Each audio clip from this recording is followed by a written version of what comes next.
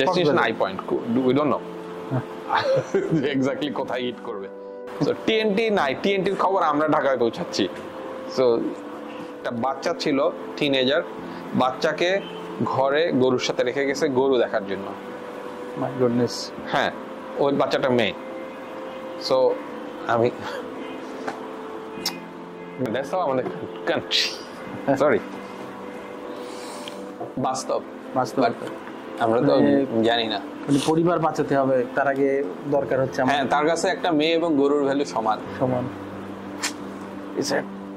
92-তে আমরা ইন্টারন্যাশনাল একটা ইভেন্ট করি, senate, south east Asia network. ওই নেটটা আমি চালাতাম মানে বাংলাদেশ চালাতো, শুক্রবার আমার ভাগে ছিল। আচ্ছা। সো আমরা 93 বোধহয় 93টা বাংলাদেশে নিয়ে আসছিলাম। সব দেশের থেকে হ্যামরা আসছে, কিন্তু আমরা সোনারগাঁও হোটেলে হ্যাঁ এরকম করছে, ওইখানে আমরা কনফারেন্স করি, এখানে একটা রুম দিয়ে দিছিল। তো তার 92-তে আমি প্রথম কম্পিউটার মেলা করি।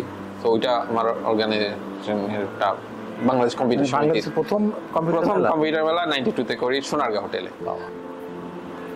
ছাদে অ্যান্টেনা উঠাবো সোনারগাঁও হোটেলের ছাদে, দ্যাট ইজ দ্য চ্যালেঞ্জ। হ্যাঁ, সিকিউরিটি গিয়ে যাবে, কারণ তখন ওইখানে সোনারগাঁও হোটেলেই বাংলাদেশ তখন টপ ছিল। এখন অনেক ফরেন মিশন টিশন থাকে, থাকে। এখন ট্রান্সমিট করবো ছাদে উঠে, এটা একটু সহজে নেয় না তখন।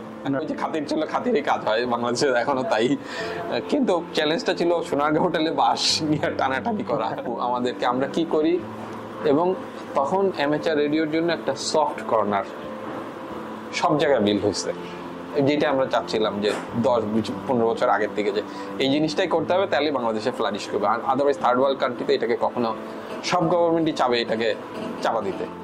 So that's how we work. That's how is the amateur radio. That's the spirit.